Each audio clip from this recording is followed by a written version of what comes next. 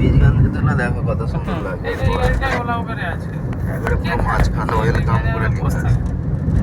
ঘুমাইনি আমি রাত্রে, ওলা উবেরে খাই। ওতে বেশি প্রফিট। হ্যাঁ, প্রফিট এর কিছু নেই। তুই কলকাতার মধ্যে চলবি, গ্যাস পাবি না, কি করবি? এরকম লাইন দিয়ে বসে থাকতে হবে।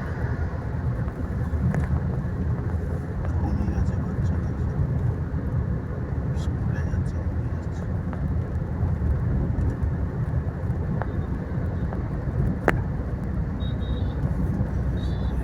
পার্কিংয়ে ঠেকে দিয়ে বিন্দাস করে পড়ো।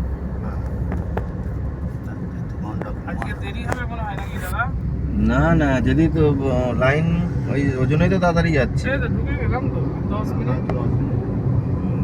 তাহলে তো 8টা বাজে নি তো, 8টার মধ্যে ঢুকে যাও। বেশ, তাহলে আর কি আছে। তা ওইটা শুধু দেখবে তো, খালি ওজন করবে ডাক্তার, রিপোর্টটা দেখবে, ওজন করে এনাস্থেসিয়াটা মাত্রায় দিতে কি মাত্রায় দেওয়া হবে কি, ওইটাই জাস্ট খালি।